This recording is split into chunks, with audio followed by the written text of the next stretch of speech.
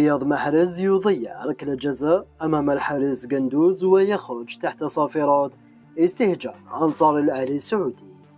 قبل التفاصيل أدعوك للاشتراك في القناة وترك لايك ليصلك كل جديد عن أخبار الكرة الجزائرية. شارك منذ قليل رياض محرز في فوز فريقه الأهلي السعودي في أول مباراة في دوري أبطال آسيا للنخبة، وترك رياض محرز بصمة جيدة وأخرى سيئة في هذه المباراة.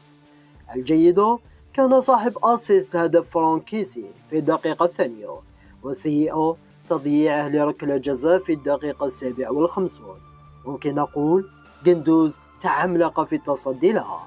رياض خرج في الدقيقة 76 وتلقى صافرات استهجان قوية من أنصار فريقه الأهلي السعودي. أما في مواقع التواصل الاجتماعي فأغلب الأنصار كانوا يريدون طوني هو الذي يسدد الركلة وليس رياض محرز، وهنالك أنصار وقفوا مع رياض محرز وقالوا أنها تعوض وتحصل مع أي لاعب وإن شاء الله يعود لمستواه، وهذا ما نتمناه نحن كذلك.